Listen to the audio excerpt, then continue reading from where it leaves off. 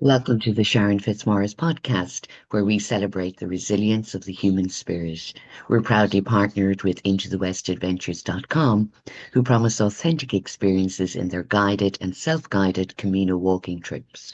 Through years of experiencing and building strong relationships with the hospitality sector along the pilgrim routes, you are guaranteed a trip you will never forget.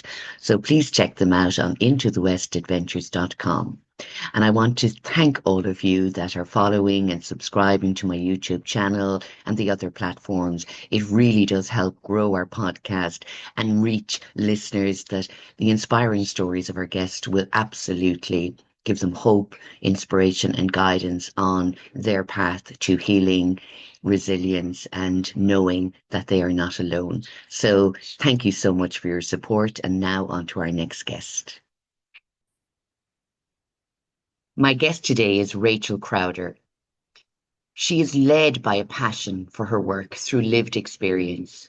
Growing up as a young carer for her mother, Rachel has a deep personal mission to help women reclaim their energy. Rachel, you are very welcome. Hi, Sharon. Thanks for having me. Not at all, you're welcome. So, we're here a lot on the news about carers and how much they have to do and maybe how much they are unappreciated, by the government, by society. And as a young carer for your mother, that must have been extremely hard, Rachel. It was very hard, yeah. And it's strange because I didn't actually realize I was a child carer until I was in my 30s. I just thought that that was what everybody did, that you came home from school and you put the dinner on, you put the washing on, and, you looked after your mum. I just thought that that was part of day to day.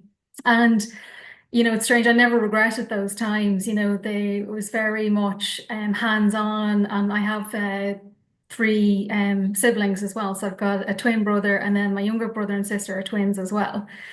So it was like looking after them, looking after my mum, looking after myself. But it was just, I just had my routine. I learned to cook quite early on. And as somebody said, that was probably my intro to nutrition at a young age. I was making the family dinners. And I didn't really think anything of it. I didn't feel that I was missing out. So even though, my friends would be going off and playing and doing their hobbies and different things, I was coming in and I was, looking after the household. And I just thought that that's part and parcel of what you do.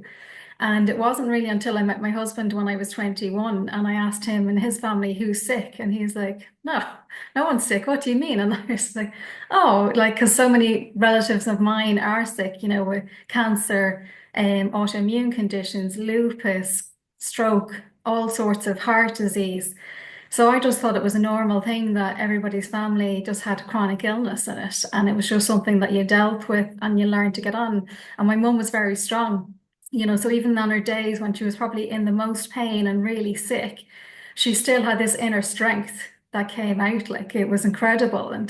And with the arthritis, it was really bad. And she should have really been in a wheelchair. And she just defied all the odds because she just had that strength to actually say, "Do you know what, I'm going to push through this." And she did.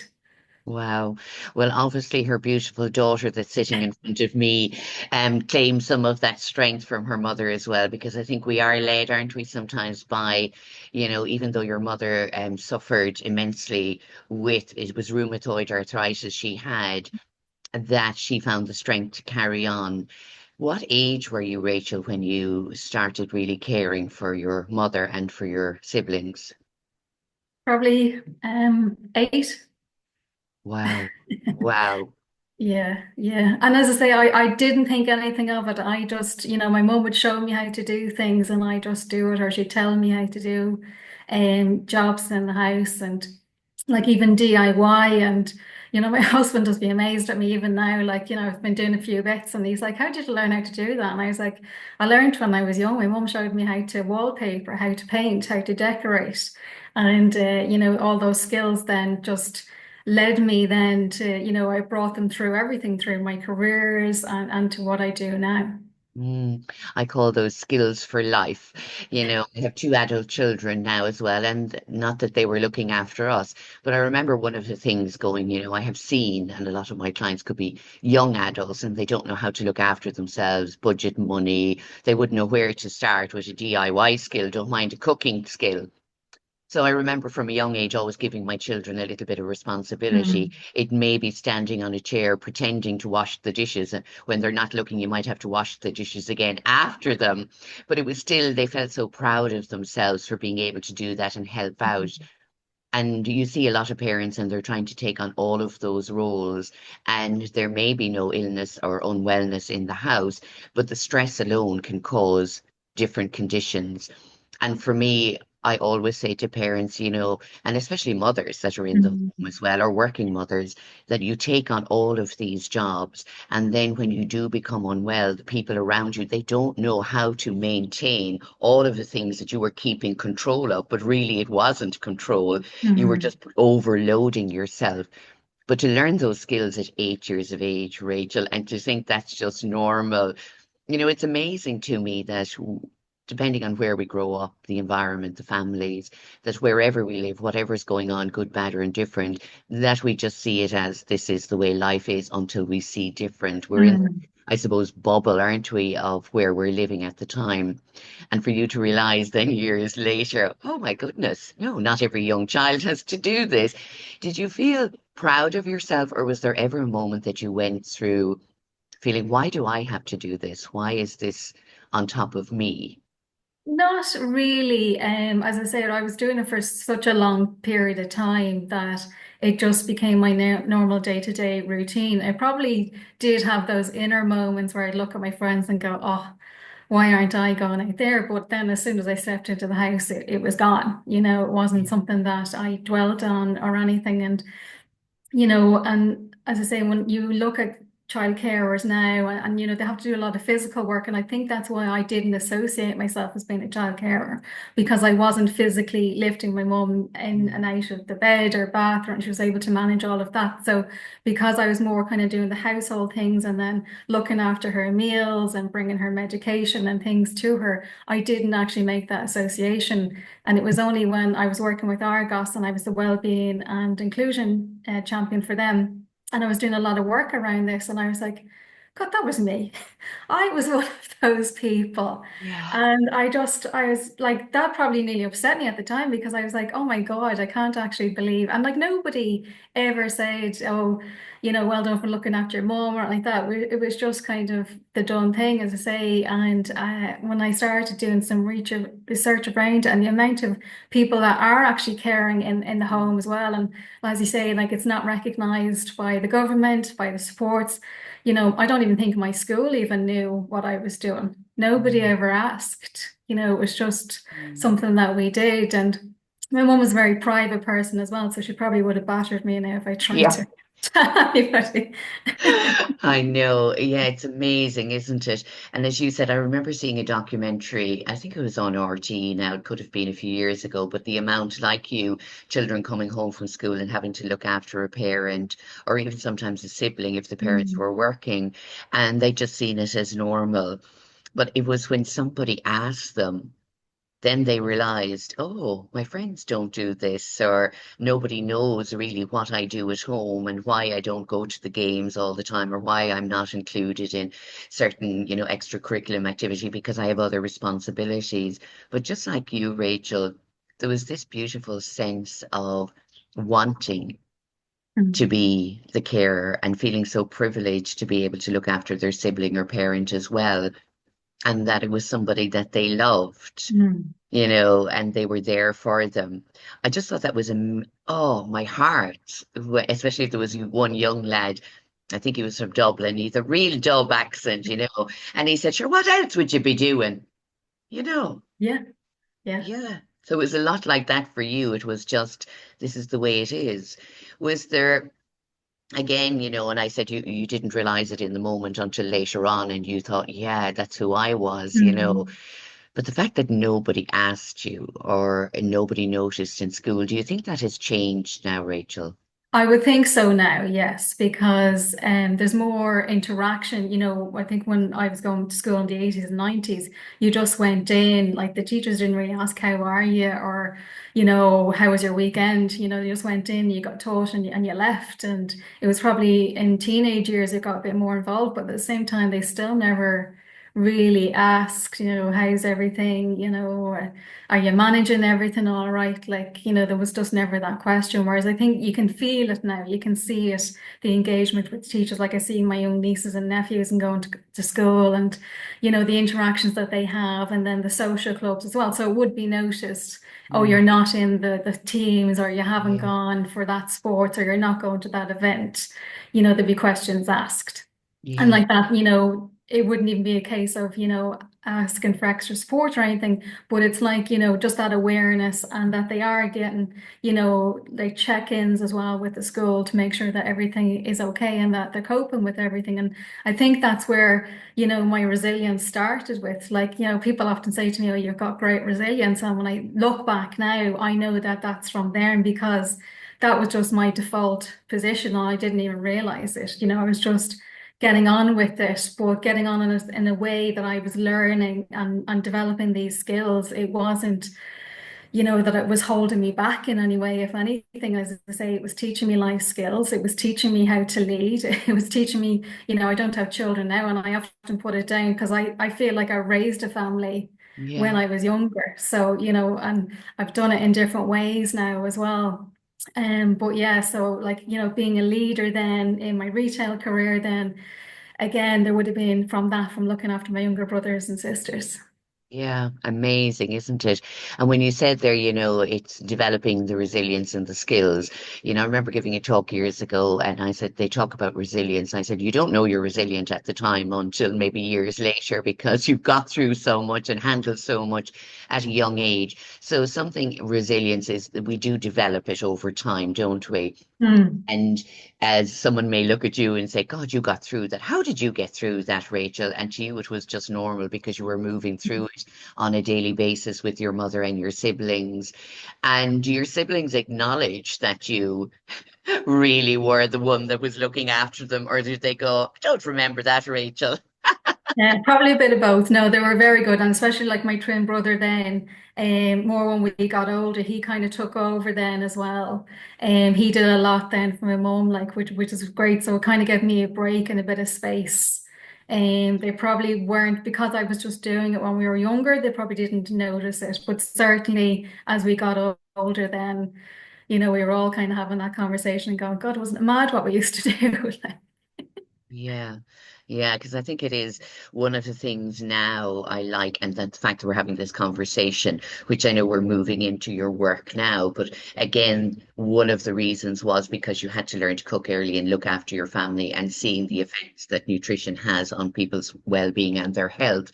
But that the acknowledgement there is in schools now for young people that are caring in Ireland and all over the world, and that again, if there's teachers or coaches and whatever listening to this, that they're a little bit more aware of what young people have actually to do at home, maybe, and maybe to check in with them. Because again, sometimes it's just lovely to be acknowledged Yeah. and to say, God, you're doing great, and you're keeping up with your schoolwork. I know you've missed out on things, but you know what? You can come back to it. Mm. We're here for you if you need any support. Because I think we all need to hear that because the world is quite stressful and it's fast moving.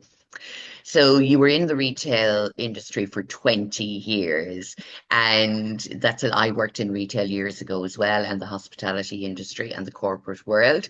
So I know all about retail. What was it that you loved about it, Rachel? I love the interaction with people, and moving away from it's probably the one thing I missed. The teams and even the customers at times as well. They could be absolute gems. And what I really loved about it was no 2 days were the same.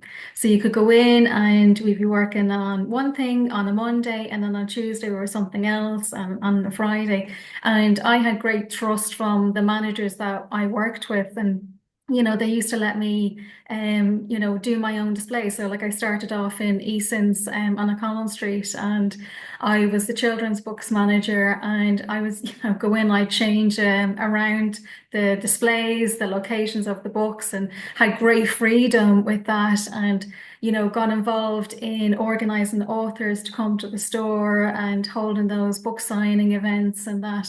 And then, I moved to the upper floor then as well. And God, I was only, 21, 22 at the time. And like there would be women there, and like they've been working in that shop longer than I was even born. Yeah. Like, and I was their manager, like, it was crazy. But, one of the things I always kind of lived by was, I would always do something first before I'd ask somebody to do it for me. Mm. So if it was cleaning a shelf, they would see me do. I'd be in on my hands and knees, and my manager would be coming across, going, "Jesus, what are you doing now, Rachel?" Like, Yeah. but then the staff appreciate that. So when I asked them to do something, they would go and do it for me. So I never really had any of that animosity or anything like that. There was always great teamwork, and they had a policy then in Eason's that you would move on after every 2 or 3 years and go to a different store. So I ended up working in about 6 or 8 stores with them. It was a great experience. But I remember speaking to one of the directors when I was leaving Eason's. And he said, one of the ladies, Marjorie, in there, she was famous. And he said she actually came up and complained when she heard that you were leaving, like she didn't want you to leave. Like, Oh, well, that's a lovely testament to you as a manager. And I love what you said is I wouldn't ask anyone to do what I wouldn't do myself. mm, I have seen that and also witnessed the other side of it.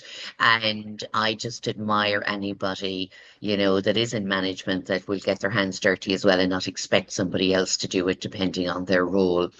And already you had those skills, as you said, those leadership skills, and just getting your hands dirty, getting in, getting it done because you were so used to doing it growing up. So definitely you had been given in life so many skills before you went into the workforce at all. And I'm not mm. surprised you were a manager at 21.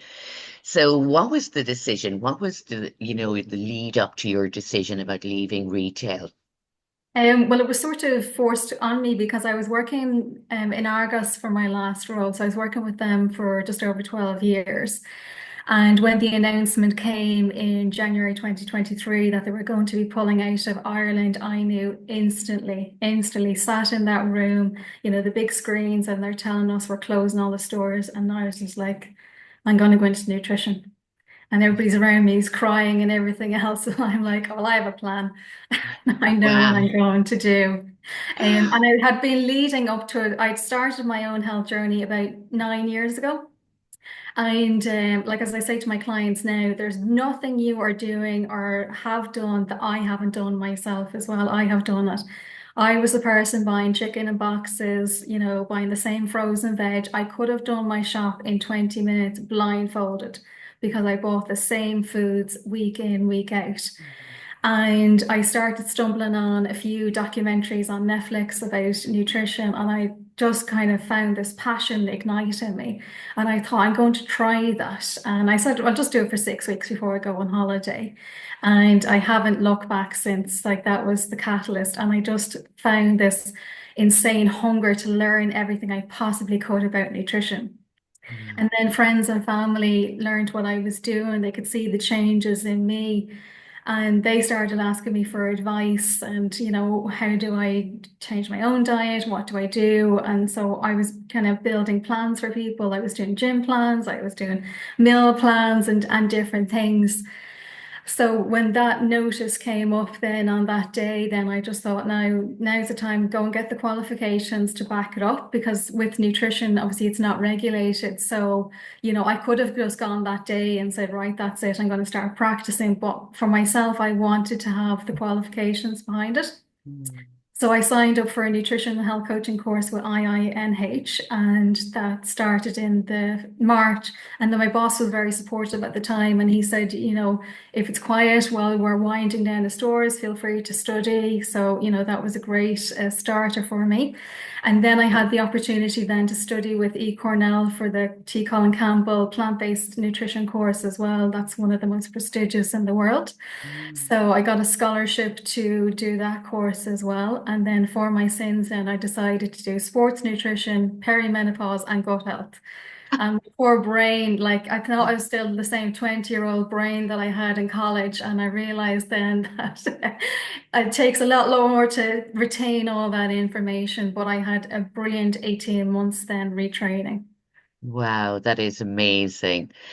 Isn't it amazing how your life skills from a young carer led you to that? And again, I always believe, especially when you said they said they were closing all the Argos's down, and you knew straight away that this was something that maybe you hadn't realized that you would go on to do Hmm.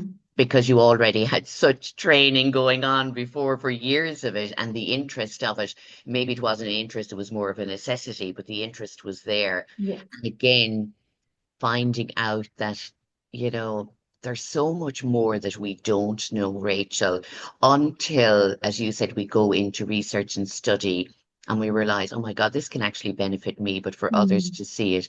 In those first 6 weeks that you made those nutrition changes, what did you find was the biggest change for you? Oh, the energy. Before that, I was coming home from work and I was collapsing in the chair. I was exhausted. I get up in the morning time and all I could think of was, oh, that's it. I'm going to bed early. I'm just tired, tired, tired, absolutely. And I thought it was because, I was hands-on at work. I was on the go, rushing about. Sometimes I had long commutes. I would have been traveling out to Dundrum or Dublin and various different locations. So I just thought it was all of that. And then when I changed that, then I noticed one day, I thought, you know what? I haven't even sat down for 20 minutes today. And I still could have kept going. And I kind of then started to tune into that and notice that. And I just thought, I just feel like I felt like the Duracell bunny. I felt like somebody had turned on a battery in me. And it didn't matter what I had to do in work or at home or anything like that. That was it. The energy was just there. And I was waking up and I was bounding out of the bed and off to the gym before work and going to work and then going to my mom and then coming home and doing bits and pieces. And I was just like, this is incredible. And I started telling people, and of course, they're like, I don't believe you. You're probably taking a ton of supplements Yeah. or God knows, living on coffee and tea. Yeah. And I was like, no, no, I'm telling you. I was like, the energy is just incredible. And around that time, my brother had been diagnosed with an underactive thyroid, and my mum had it as well. And he said to me, oh, you need to go and get tested. So I went to the doctor and he said, well, you're borderline now. So he said, you'll have to come back next year and we'll check you again. And the following year, then I went back and I said, oh, so how's my thyroid doing? And it was a different doctor that I saw. And she was like, well, why are you asking about that? And I said, well, I was borderline last year. And she's like, no, no, it's completely fine now. It's gone. And then a few years later, so it's probably about 2 years later, then I was in a car accident and my body was all twisted and I had pains in my hip. And I went to physio and that just made it worse. And my doctor was very good. And she's like, no, we'll send you for scans. We'll send you for an MRI. And when I got the results back, the first thing I saw was arthritis. And I thought, oh no, here we go. Here we go. Here's my journey now on this. And she said, we'll send you to the consultant. We'll check. She knew my family history as well. So I went to see a consultant in Dublin and he had checked everything and he was like, okay, yes, some damage there. And he said it's probably grade 2 out of grade 4. And he said, we'll see you in 10 years' time for hip replacement. Mm.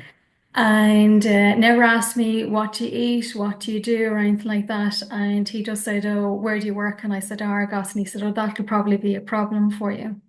And I said, okay.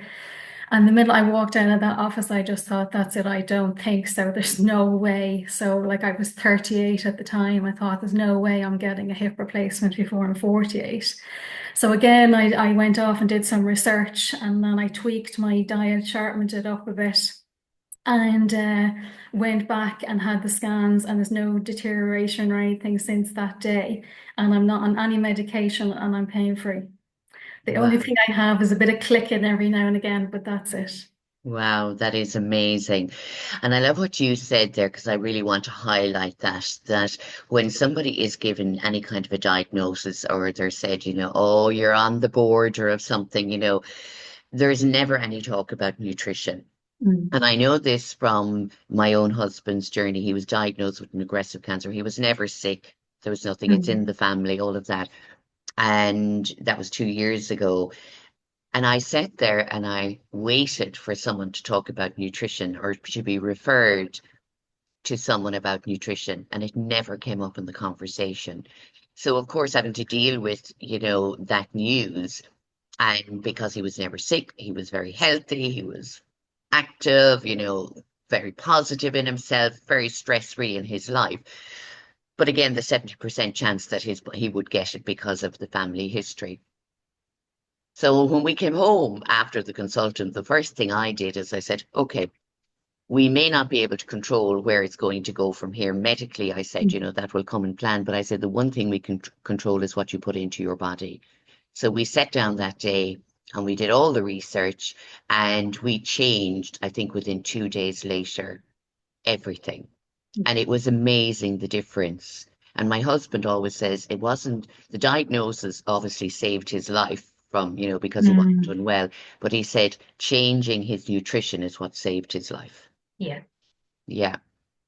Why do you think there isn't an emphasis on nutrition in the medical side of things?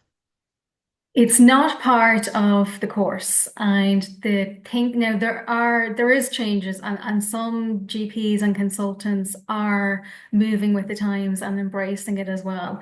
But the traditional format of teaching medicine in the colleges and that is just like, symptom based. So we're following the symptoms and we're treating the symptoms and we're not looking at the underlying root causes. Mm.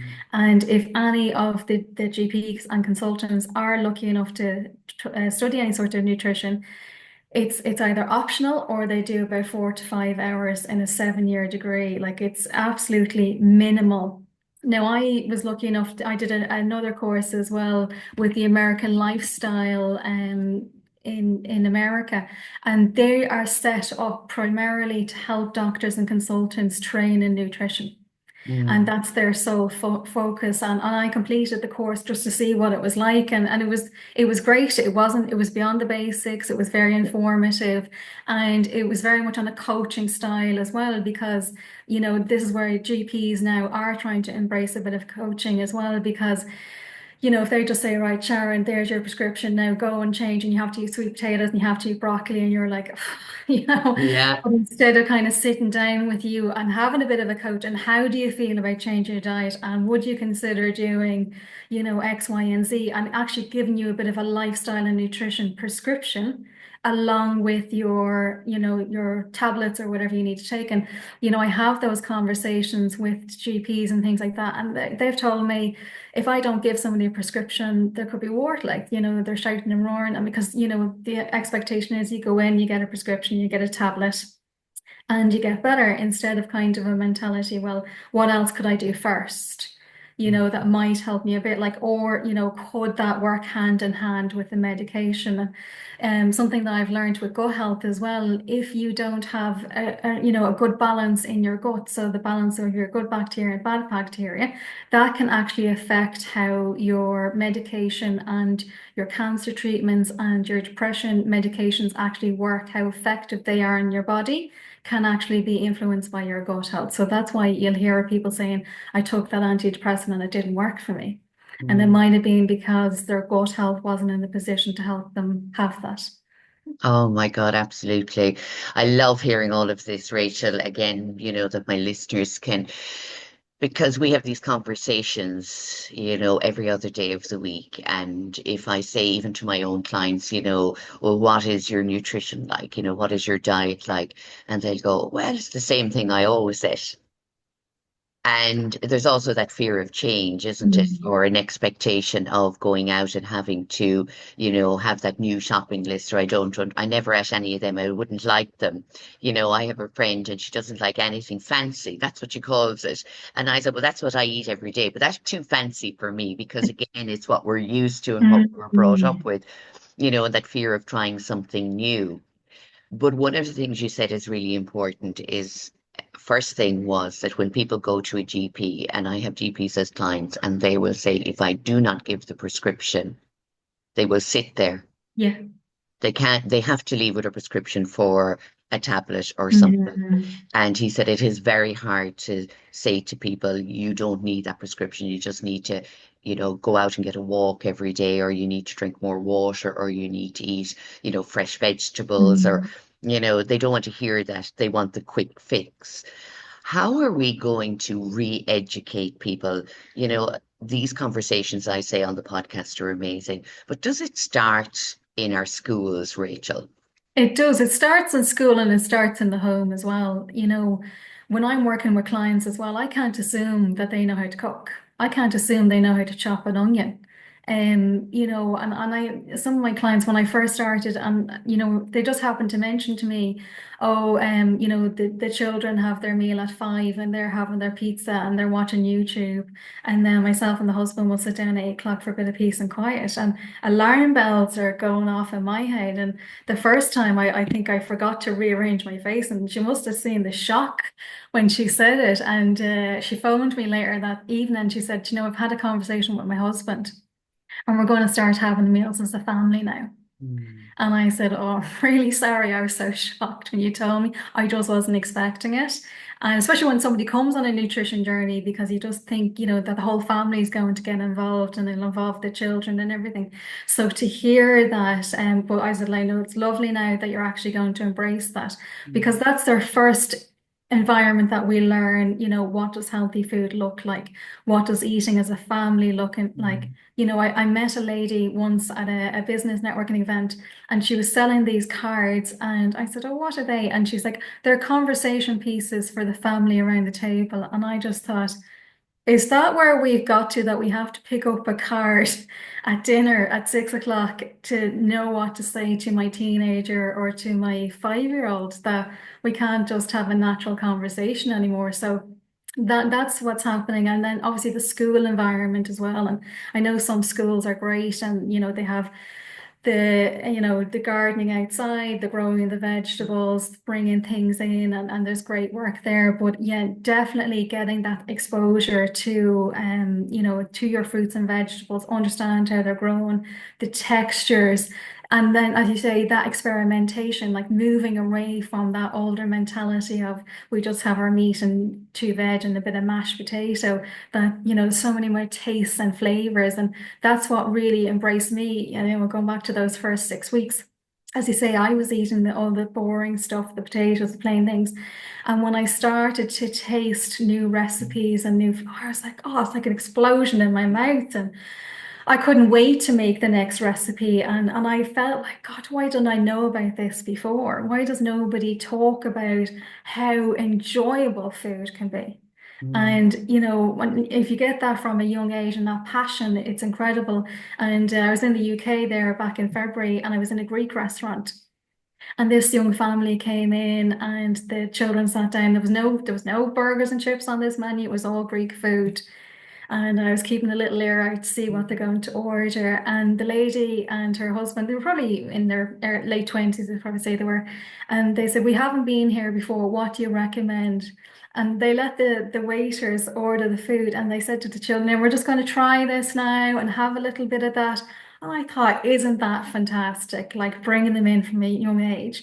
And then we were in a Turkish restaurant and the same thing, seeing a family coming in and they were all in, and it breaks my heart when you just see the chicken and chips coming out for the children instead of saying, look, try a bit of that and open up your taste buds and your senses and, get those words around nutrition from an early age. mm.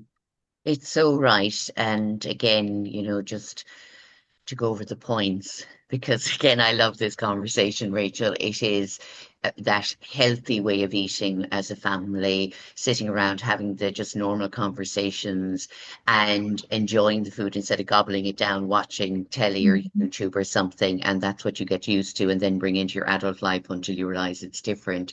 One of the best pieces of advice I ever got as a young mother was a friend of mine years ago. And she said that when the kids are young, she said they'll sit around and everyone will be talking and chatting. That's if you have time as a family, because I understand the stresses of, life now for parents and families, and they're all going different, and there's travel and commutes and homework and after school care. And sometimes that's not possible. So of course we don't want to make anyone feel bad, that they don't have that sit down time. But it's finding maybe 1 or 2 days in the week where they can do that, or even just sitting at the table and not in front of the telly or with a screen in front of them and even Mm. having the conversation. But my friend said to me, when your children are young, it's great. She said, but as they get to be teenagers, again, different schedules and whatever else.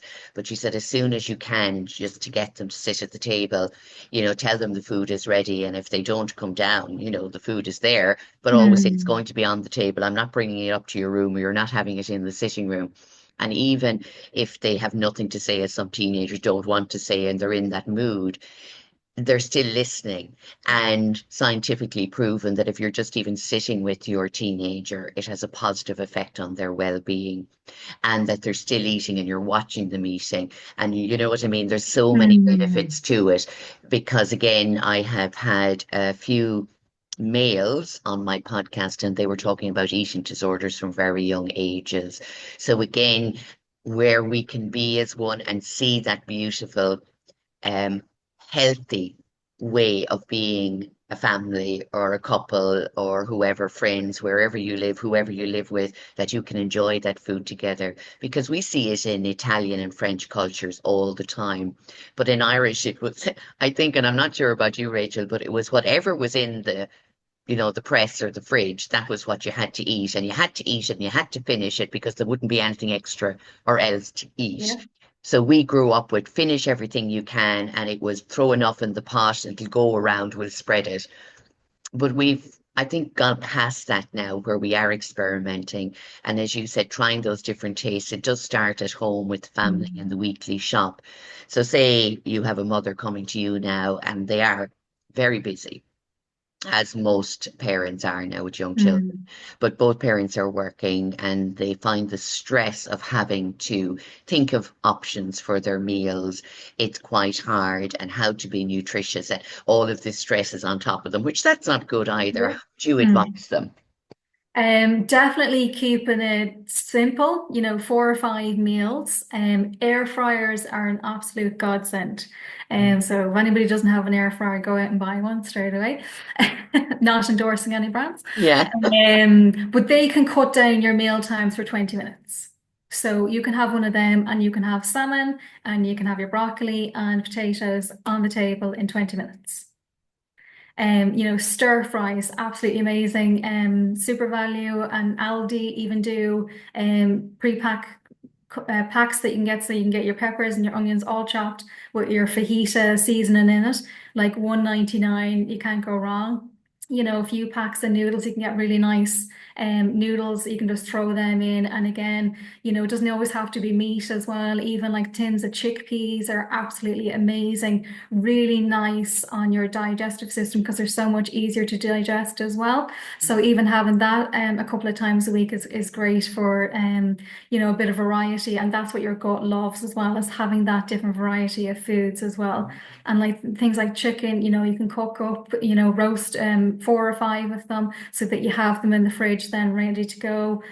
Pasta can be done in like less than 15 minutes. And if you don't buy your own sauce or you can't make it up, like the ones in the fridge are probably better than the ones in the jar. Anything with a shorter expiry date is always going to be better than the processed stuff. But even if you had to, and then even like that, just throwing in your few extra vegetables where you can. And if you have children, just blending them up as well. So they're still getting those nutrients in a really easy way. And like sometimes I'd even recommend, the pasta pots, that are already in the fridges, and the couscous and things, especially now with the weather being lovely as well. You can have a salad on the table in less than 5 minutes. There's so many healthy things that we can put together that's going to be a lot faster than your takeaway, a lot faster than throwing something into the microwave, but then giving you that nutrition that your body needs. Like, we need so much variety, especially for the gut as well, eating the rainbows, all those different colors, fruits and vegetables and things. And it can be a bit overwhelming when people are going on the nutrition journey. Like it took me 2 hours, to do my first shop because I didn't know where it was. I didn't know where Yeah. shallots were. I didn't know where, I didn't shop in those areas of the fruit and veg. So I was on my hands and knees looking for these things. But once you do start to look and like that, just even decide on one new vegetable a week, take it home if you have children, like, look it up on Google. What is it? How is it grown? What can we add it to? And, you can add it already to your stews, your soups, your curries. There's so many things that you can do with vegetables now. And that adds, great variety. And then herbs and spices as well. They're actually considered part of the plant count as well. So if you're adding them into meals, you're actually getting the benefit because all of the nutrients from the plants are actually in the roots or the tips. And when you get spices, that's where they're taken from.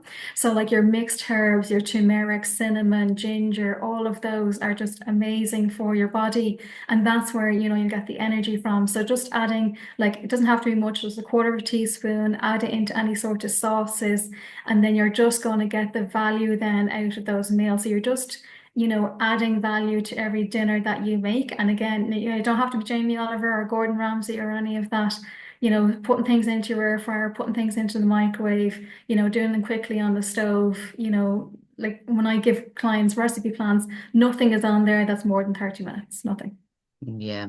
And I think again, people listening to that will go, okay, maybe this is something that I can do, but Mm. maybe having to plan the shopping list around what meals I'd like to make, what would the kids like, and how can I add in those vegetables? Because that made me smile. When the kids were young, we could make stews and mash it up all together, and they got the carrots and parsnips and Mm. they got everything in the stew. I put every vegetable I could into the stew because it might be the only time you'd get it in. Because as soon as they were able to speak and recognize a different color, they would say, "What is that?" And then it would be like, "Oh no, I'm not eating that." So again, it was I know, and that's why I said as parents, sometimes you're up against that battle because when kids start becoming more aware, they don't like the color of things and they don't want it in their dinner. But again, it's what I used to do. My second child didn't like carrots in a stew and didn't like them soft. So I used to cut up raw carrot sticks and used to eat them. So again, there's fun ways we can do it. And I wasn't anyway a cook, I'll tell you that now, or a baker or anything, Rachel. I was brought up on Weetabix. That's what we used to say in our family. And there was very little. But again, as I got older, I realized that I loved the taste of new things and trying it out. And obviously, when my husband received the diagnosis, that's when my love of cooking really started because we were on this whole new beautiful food journey together. So I really enjoyed making it and sitting down together and eating it and trying different ones. We did have a lot of beans in our Mm. diet, and that took a little bit getting used to Yeah. because like I know people in Ireland would think about the Heinz beans, but these were the black beans and the white beans and all Mhm. these different beans. And it is an adjustment, isn't it, in your system when you're starting something new? Absolutely, yeah. So that's the way your gut works, and that's why people, they try these things and then they're like, "Oh no, that doesn't work for me. Give me awful bloating and gas." Mm. And like everything, it's about going low and slow. So like that, if I was advising you on though, I used to say start with like just a tablespoon or so for the first time, and rinse them really well because they come in a liquid. It's like an aquafaba, and that has to be rinsed off really well. And what happens then is you actually develop the good bacteria that break them down. And that's how then you adjust them over time. So there is that period of transition for a few weeks when you're getting used to it. But if you focus on the smaller amounts, it gives your gut the chance then to develop that bacteria to break them down and make it so much easier on the digestion. And then when you do, then you get that lightness, the bloating goes down as well. And they're such a brilliant addition, especially like the mixed beans. So again, you're not having to have 10 different types of beans in the house, just even a tin of mixed beans. And they're so inexpensive, like 60, 70 cents in most supermarkets. And just rinsing them really well, popping them into a bit of a Tupperware, and then adding them to your meals to start off with like that couple of tablespoons on your salad, or add them to your curries or stews even as well. And then just let that work its way in for a few weeks and then increase that over time. And then really you'd want to be 6 to 8 weeks then before you'd be mastering the whole tin of chickpeas or mixed beans. Yeah, absolutely. And as I said, it's 2 years now and we love it. But we did stop eating meat for, I'd say, a year. Mm. And my husband was brought up in from a farmer's background, and it was always meat on the table, as you said, loads of vegetables and potatoes, and it was every kind of variety of meat where I wouldn't have had that variety growing up. So that's what was expected. So he thought that would be a huge challenge to give up red meat in particular. Mm. And he now would say he couldn't imagine desiring a steak. Isn't that amazing? Yes. And that's from your gut. Yeah. So when you get that balance, because he will have developed those bacteria that love the beans, Mm, so what we usually see is a dysbiosis. So we usually see the bacteria that love the sugar, the yeast, those ones, and they're giving us the craving. So, I'll hear from women, they're like, oh my God, I just have these constant cravings. And it's because that part of their gut is just overreacting. And when we introduce like the good stuff, so the beans, and like, when I work with people, it's all about what we add in rather than what we take away. There's no restriction. And what I find then is people naturally then digress, like that. So I will have clients going, God, I haven't had meat in weeks or something, and they're mainly having fish and the beans, and it's just because they develop the taste for them. Their gut then starts to crave it. They're developing those bacteria, and then they feel the benefits from it. And mm. then, you might have, a steak if you go out to a restaurant or something as a treat. But like that, they just embrace that diversity, and it just becomes so much easier then as well. And I'd never kind of influence a person if they want to Mm. have steak 5 times a week. That's up to them, but their digestion will certainly pay for it. And it's funny, like I had a post on LinkedIn, like a client had actually come to me yesterday about being at a barbecue on Saturday and still being bloated on Monday because of it. And like everything, when we're having the barbecue, we have the sausage, we have the burger, we have the bit of steak, and we have a bit of chicken. And then that is so hard then for your digestive system to break down. And, I know there's a lot of talk about protein, and it's really important, especially for women as well. But we can have too much of it, Mm. and really our portion sizes should really be the palm of your hand. And sure, you see a steak and it's the size of two palms Yeah. of your hand, and there's the pepper sauce and the chips and everything to go with it. And you have to kind of think of your digestion system breaking that down. Yeah. It's so true. And I know people were saying to us, God, how did you give up meat? And was that hard? And again, how do you get your protein? And I said, well, we can get it in other ways, And again, it's the research and finding out and going to somebody like you and say, okay, because obviously my husband needed the protein, especially when he was going through treatment and all of that. And he did notice like his muscle mass, as I said to him, but we have to kind of give you something more in the form of it. And he didn't miss the meat. And even now, that's what I was smiling because we were out somewhere the other day and I said, "Well, would you fancy like a steak or something?" And he said, "No, I really wouldn't." And that's amazing to me because, again, I would have loved steak years ago. So we can change, and it doesn't have to take an illness for us to change our nutritional Mm. plan. And that for all of us, I wanted to go back into more about the gut health. So for me, when I'm working with people, and I want to see what you think about this, Rachel.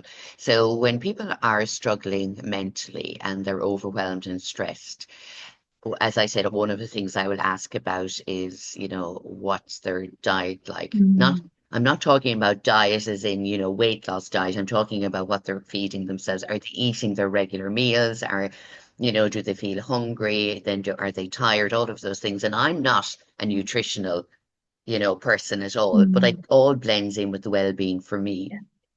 So one of the things is, and just as you said, their gut health really affects their mental well-being. Mm. Do you see that a lot of the time when people will say, I've changed my diet and I started feeling more clarity and focused and able to concentrate more and be able to deal with those stressful challenges that I once wasn't able to deal with? Yeah, absolutely. I would say 90% of the clients that come to me have anxiety. Yeah. And when we come to the end of the 12-week programs that I usually run with people, that's gone. The brain fog is gone, and the mental clarity comes back. Their confidence and self-esteem grows as well. because they're learning new skills, new tools. They're trusting themselves again. They're making themselves a priority. But your brain is quite literally attached to your gut. It's called the vagus nerve, and it's literally from the base of your brain here into your large intestine. And they're constantly communicating. And when you have stress and anxiety or overwhelm, then your brain is telling your gut that you're nervous. So, like, if you go for that job interview and you get those butterflies in your stomach, or you're going to give a speech at a wedding and you feel sick. And that's because, your brain is telling your gut that you're nervous and you're getting that feeling. So there's that constant communication. And when we don't feel well in ourselves emotionally, sometimes that's when people go for the pizzas or the fast foods. But in actual fact, it's when you could do with the salad or the bean dish, or even like just some salmon and a bit of broccoli and sweet potato or something healthy to break that cycle and help you feel better. And I had a client last October, and she was working with me for 3 weeks, and I got a call from her husband, and I thought, oh goodness, like why is he ringing me? And he said, oh, I've seen the results from my wife after just 3 weeks of working with you. And he said, I can't believe she's like, he said, I've actually got my wife back again. Like she's like a new person. And he said, I want some of that as well. Like, and so when I met with him, then he said, like, I do struggle with anxiety and my mental health. And I like that he was doing some research as well and understood that. So we started working together again. And sometimes, like, it's not a major overhaul for some people. It's only minor tweaks because his wife has already been making good food and things like that. So that was why she had such a difference in such a short period of time, because it was only minor tweaks she needed to do, and she just got herself back. And so, within 6 weeks, then he started to feel better and getting that confidence and that sharpness. And that's what I experienced myself back when I was doing my own journey, I say that energy. And I just remember like I felt so sharp. Like I'd go into work and I'm like, got all these ideas now, how to, turn around all our KPIs, and we're going to do this and we're going to do that. And I could nearly see things coming. Like, I'd be like, we do this. And then the company would kind of go, oh, we have this initiative. And I'd already have done it, like started it 4 weeks ago because I already thought of it. Like I just felt like I was psychic or something, Yeah. all this clarity coming through. And like, I've certainly experienced that brain fog, I've perimenopause symptoms myself. And, again, like those little tweaks then to my own gut health then have helped me overcome that. So, I've had those conversations with my GP about HRT, and she's like, well, you don't need to go on it if you're managing all your symptoms. And like I had the hot flushes, I had the brain fog, I was sat beside somebody I'd worked with for 10 years and I couldn't remember their name at one stage. And, the whole walking into the room and what did I come in here for? And, it made me start to worry about my brain at one stage. And then I thought, no, I'm just kind of sharpen up the gut health again, tweak out some of the stuff that's kind of slipped in, the processed foods and things, and get back to eating whole natural foods. And then I'd say since then, I haven't had any of those symptoms. They've gone away. And, I do notice that if I'm going on holidays and I'm eating different foods, or I do let things slip back in, I can kind of feel myself deflate a little bit. And I do feel myself a bit foggier. Like, so there is this huge connection, and we're only learning more and more about it all the time. Absolutely. Because even when you were talking about your thyroid, I remember again, I would go for annual blood tests, get my, NCT on the human body, as they say. And she said, oh, something about your thyroid, you're going to have to come and get that checked out and everything. So again, I did research, and I think that's what it is. You have to take responsibility for your own life and your body. Mm. But not everyone is going to maybe put a plan into action. That's why they need you, or, Mm. for me, for the well-being, whatever it is, or to go to a personal trainer, whatever it is they need. We all need support along the way. But like you, I went back and it was a different young doctor, and I said, could you check my thyroid levels? And she said, there's no problem. So to me, again, that proved that change in nutrition. And also with perimenopause and menopause, I had the symptoms. Sometimes they were worse than others, but they were manageable, and I really wasn't suffering compared Mm. to I saw other people around me. And again, I put that down to the nutrition that I was now ingesting. So for me, I'm absolutely on the same page with you, Rachel. I think that a huge amount of people can be helped if they change, just even tweak their nutrition. It doesn't have to be massive. If again they are not sure how to do that or what's best for them, again, looking to you and your expertise is, and you work with people online as well, Rachel, so they don't have to be in the Mm. same county or country as you.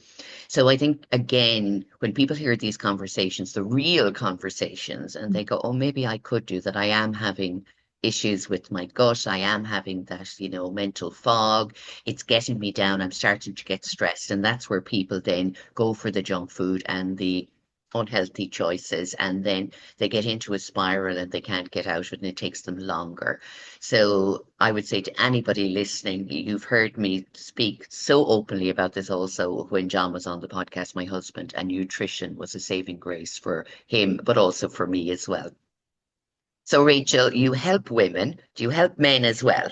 I do help men as well. Great, lovely. Because the men sometimes feel left out when people say, I help women, but you definitely help everybody, especially those navigating arthritis, autoimmune conditions, and hormone shifts to take back their health using practical, personalized nutrition and lifestyle changes. I love that because it is personalized to each individual. Mm. It's not just you take a leaf out of a book and say, here, use that. It's working with the person, getting to know them, what they find hard, how you can support them, giving them the meal plans, helping them even to know what to shop for. Yeah. Because of course, Rachel, people say, I never heard of that. Where do I get it? You Mm. know, and that is that inside my budget because I have a budget for my food every Yeah. week. And I think people, that's their fear about change is that it's going to be outside of what they know or their budget, and they go, no, it's just easier to stay where I Mm. am. But the most amazing thing is, that chronic illness, as you said, doesn't have to be your story. And I love when you wrote that because, again, I see so many people and it's great to accept that this is the diagnosis you've given, but not to lie under it and say, I'll just Mm. take all the pills and not really help myself, that you have to start looking outside of that. And what is it that you want for yourself? And I think that's a question that even you would ask your clients is Mm. what would you like your daily life to look like? What would you like your energy to Yeah. be more of in the morning? How do you want to physically move? Mm. What do you want to do outside of work or family? All of those things. Is there anything else, Rachel, that's really important for people to know about nutrition? If they wanted to contact you and say, well, I'm not sure if I want to do a plan with you, but, is there anything else you can advise people just on this that might get them considering to do a plan with you Mm. for the betterment of their health and their well-being in the future? Yeah. Well, like as you say, that key is personalization. So when I work with a client, we go through everything, their own health history, their family history, what their energy, their sleep, their stress, and everything is like. And then we get onto the food. And the reason I'm asking about the food as well is because that's their starting point. So when I am doing a meal plan for somebody, it's based on that starting point. So, if you're eating a ham sandwich, okay, well, what can we just add to that that's going to make it a little bit better or better quality for you? And, sometimes like that fear around budgets and things like that, it can often actually be cheaper, Mm. especially when you're shopping in a smarter way as well. If you're bulk cooking, you're making things in advance, you're putting things in the freezer, you're buying the frozen foods, like, there's hardly anything you can't buy frozen now. You can buy your herbs, you can buy mushrooms, peppers, and all of those things. And they're often cheaper than buying fresh. And Mm. there's still that stigma that, frozen is not as good as fresh, but sometimes it's actually better quality because it's frozen at source. Yeah. So definitely, leaning into those things. And then, as I say, I work sustainably with clients as well. So it's not about giving you an overhaul, it's giving you a couple of actions each session to work on.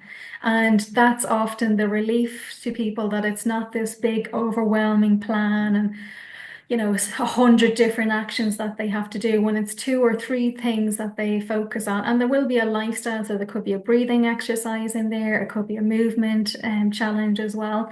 And then, so they master that for 3 weeks, and then we move on to the next 3 week session. And every stage they get a roadmap as well, so they can go back over it. And the key thing as well is sharing the reasons why. So if I'm given a recommendation, there will be the full science as to why. So not something off TikTok, not Yeah. something off Instagram, where we're trying to piecemeal bits of advice from, this is the exact science and the reason why this is actually going to benefit you. Mm. So when you have that information, you have your meal plan, you're able to go, you have your shopping list if you need. Sometimes I even like go, this is the product from Aldi, you need to go and get it.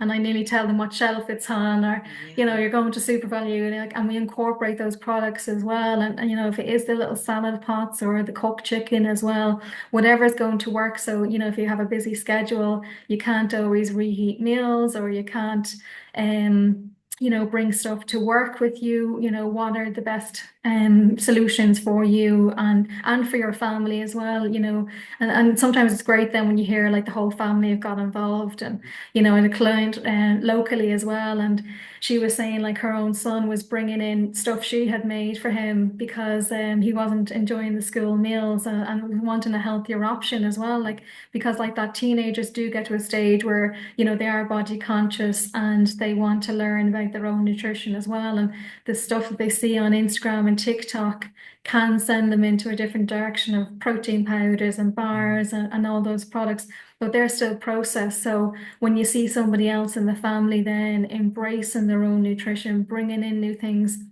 that does influence the whole family as well. And, that's always like, that lady then, so her husband was going walking with her son was cooking with her, they were both kind of doing their challenges, and she'd fill in a tracker for me and you fit in all her feedback on a Friday. And then, I get to share in like the wins along the way as well. So, it's not always, losing a stone or losing 6 inches. It's like that, as you say, the energy, the confidence, that feeling of brain fog being lifted and feeling that anxiety, feeling better in yourself as well. And like those things are priceless. Yeah. And I always think about that I'm trying to think of something that I ate years ago, and it could have been something on Friday when the kids were younger. Friday was Friday was a pizza day or a chip day, and my kids said, "Can we please have mashed potatoes, Mom?" And I said, "Please eat a chip for me." And again, the mashed potatoes would have been easier to make for me than the chips. But again, it was in my head. I needed a day off cooking when I realized why was I trying to force? So I got oven chips at least, so they weren't as greasy. But whenever I used to eat them, I used to feel so sluggish. Mm. And I always remember it sticking in my mind because we wouldn't have chips very often at our table. And not saying that we are perfect by any means or any of that, but it was just we didn't. My kids preferred potatoes or pasta or something else like that. But every time I ate them, I felt so sluggish. And particularly anything processed. I would go back in my day and say, what did I eat today? Because I knew it had something to do with the tiredness, the way my gut, oh my God, the pain almost in my gut. It was saying, please don't put that into my body again. Again, it's listening to your body, Rachel, isn't it? And being aware of what I'm putting into my mouth. Does it make me feel good? Am I going around rubbing my tummy afterwards? Am I constipated? Do I go to the toilet easier when I eat this rather than that? And it's not just the food on your plate, it's how your body responds to it, I would say. And then your overall well-being. How does it make me feel when I eat that? And I know if I'm sitting out on a summer day and I'm eating a beautiful salad, I'm so enjoying it because I know I'm going to feel really good after it as well. And as you said, a salad is so easy to make. You can throw everything on it.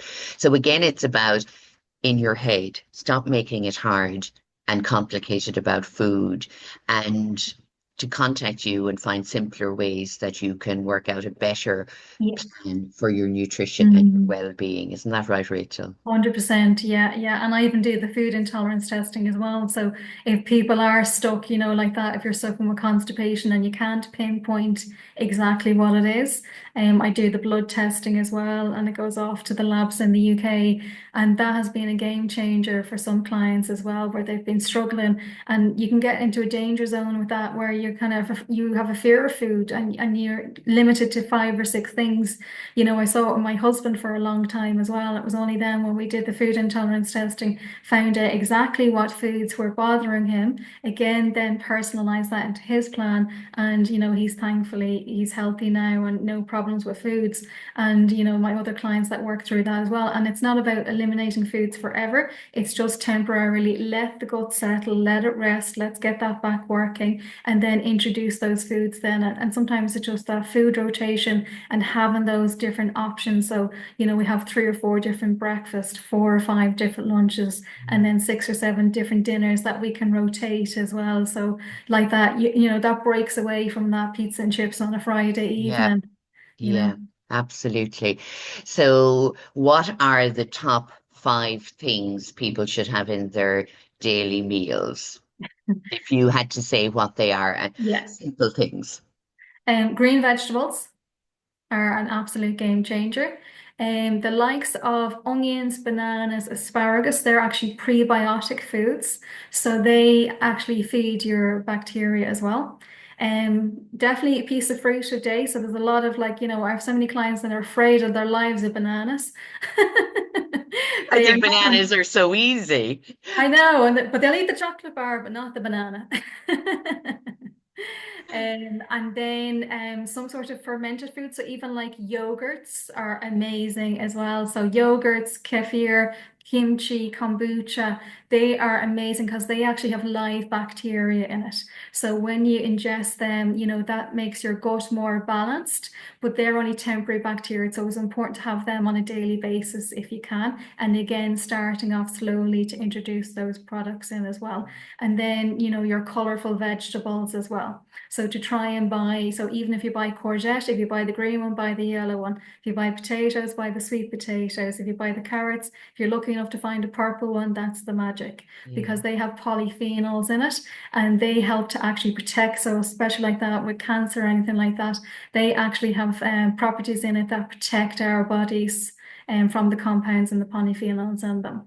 So and again, it's just starting off with one thing. So, like that, the green vegetables on a daily basis, or if you are a bit more forward in your diet, the fermented foods, trying them, and then like that, experimenting. So, do watch the Jamie Olivers, do watch the Gordon Ramsay, and can you learn a new recipe that you can incorporate and even adapt as well? It doesn't have to be 100% of that recipe. Like I'm terrible, I never stick to a recipe 100%. Always innovate because my husband never gets the same meal twice for that reason. He'll Yeah. like, that's lovely. Can you make it again? No, I have no idea what Yeah. it I love that. It's a bit like me. My husband would stick to the recipe on everything, and he wasn't brought up cooking. He was brought up on the outside world, is. doing the farming, and the girls were inside cooking. And himself and his brother, one of his brother's an executive chef, and John loves cooking and baking. Isn't it amazing? So again, it's because they enjoy food and they enjoy what they're eating and trying out different things. So I think it is what you've said. It's to form a different relationship with what we're sitting down to eat and enjoy. It's not just filling ourselves, throwing it back the gob, and then wondering why we're not feeling so well. It's Mhm. to make that part of our daily routine and having the conversations while we're cooking, while we're sitting down eating, and having conversations with friends and people we meet up over food, which I absolutely love. You Mm. know, I was actually out with a friend the other night, and while I was eating and we were talking, and I know the waiter kept coming out to take my plate, and I said, "It- the eating slowly is part of the conversation with me. It's not just gobble it up and there it's gone. Mhm. And I think that's one of the things in Ireland because we have to get out of that mindset to eat it as quickly as possible because there's so much else to do, or we were brought up that way, is just try and sit and enjoy the food a little bit more. And then there is that beautiful feeling, isn't there, after Mm. enjoying a lovely meal that maybe you or somebody else has cooked and sitting down afterwards, letting it digest and having a conversation and not rushing to do everything else. Yeah, 100%. Yeah. And as I say, in the past, we were that couple watching the television. God, I think even The Simpsons or something ridiculous. Eating the dinner. And now, I was like, let's pretend we're in a restaurant and sit down and have a conversation and catch up on the day and chat and eat more slowly as well. Because I think 99% of people in Ireland and the UK eat far too fast. And, you're missing out on the vital stage of digestion.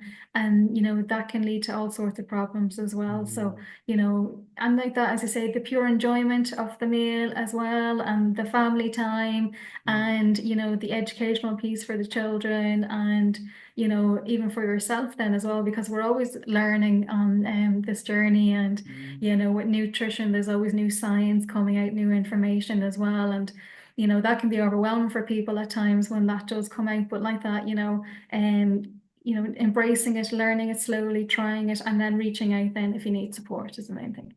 Brilliant. Rachel, thank you so much for joining us today on the podcast. It's very informative, very down to earth. It is something that I feel anyone could start simply with you and they'd have that support and they would be encouraged along the way as well. So, yeah, thank you so much for joining me today. Thanks for having me, Sharon. It's been a You're pleasure. you're very welcome. So if you want to check out Rachel, she's rachelcrowdernutrition.com. You can find her on Instagram, LinkedIn, and also on Facebook. If you are curious about how Rachel could help you in your own personal journey, and again, not to see it as this huge big change, but a small simple step into feeling how you would like to feel in your daily life.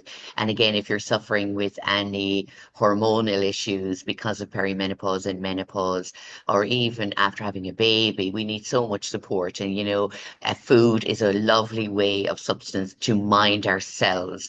And if we can have support around that, I promise you it will really, really benefit you. So again, thank you to Rachel Crowder. Please check her out, rachelcrowdernutrition.com. And for all of you, take care of yourself until I see you the next time.